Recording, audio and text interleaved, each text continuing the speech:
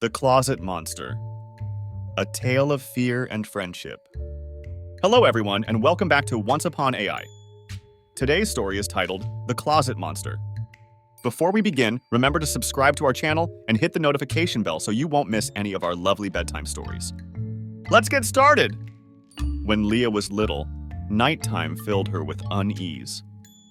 She was convinced that something lived in her old wooden closet, hidden behind the squeaky door.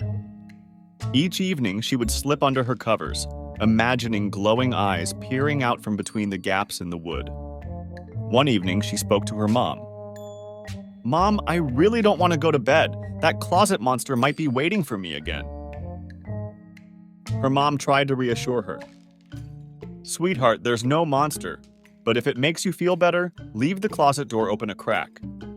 Maybe that way, if something's in there, it won't feel trapped."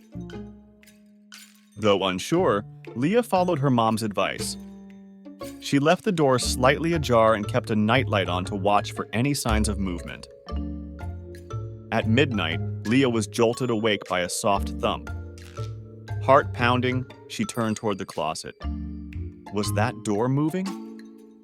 Deciding to be brave, she tiptoed over and placed her ear against the wood. Silence. Then, a gentle scraping noise came from within. Leah gasped and scurried back to bed, switching on her lamp. For the rest of the night, she stayed alert, but nothing else happened. The next day, Leah told her father, who examined the closet, shaking it a little. The hinges squeaked, and he declared it perfectly normal. But that night, Leah felt more anxious than ever. She blocked the door with a small stool. That will keep it from moving, she thought. Yet around midnight again, she heard the stool scraping across the floor. The closet door was nudging it aside.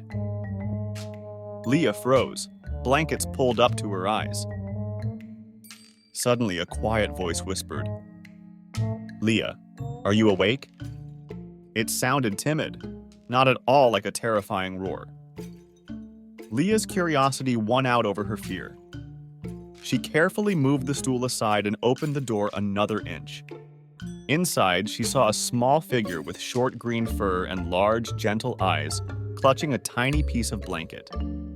The creature was no bigger than a cat, and it shivered under the harsh light of Leah's lamp. You're the closet monster?" Leah asked in a trembling voice. "I'm so sorry if I scared you," it squeaked. "I'm Momo. I've been living here for a while. I don't like bright lights or loud sounds, but I promise I'm not dangerous." Leah could hardly believe her eyes. She motioned for Momo to come closer. With delicate steps, it approached her bed, still clutching that bit of blanket. "Why do you hide in my closet?" Leah asked. "Well, my home used to be under an old tree, but after a storm I took refuge here. It's dark and quiet, usually. Except when you slam the door. That frightens me." Leah realized she and the creature both had been living in fear of each other. She offered Momo a small cookie from her bedside drawer, which Momo sniffed curiously and then nibbled. They sat quietly, each realizing that the other wasn't bad at all. Over the next few minutes, Momo explained how it would peek out at night to see if Leah was asleep. If she was, Momo would wander the room looking for crumbs or bits of warmth. But every time Leah moved suddenly or turned on a bright light, it would scramble back into the closet. "Does anyone else know you're here?" Leah asked. Momo shook its head. "I try not to be seen by grown-ups. They can be, unpredictable, but you seem kind." From that night on, Leah and Momo reached an agreement. Leah would leave a tiny space for the closet door to remain open, and Momo would make sure not to frighten her with unexpected noises. In return, Leah promised to keep the lights dim at bedtime and never slam the closet door. Their bond grew stronger. Sometimes Leah would awake and find a small flower petal or a pebble placed neatly on her desk.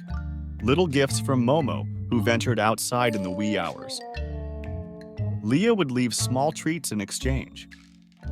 Eventually, Leah realized she no longer feared her closet. It had become a source of comfort because a gentle friend lived inside. And so, the closet monster turned out to be a shy companion who only needed a safe place to stay. That's the end of The Closet Monster. Thank you for listening to this longer story. I hope it brings you sweet dreams. Don't forget to subscribe for more magical tales. Have a good night.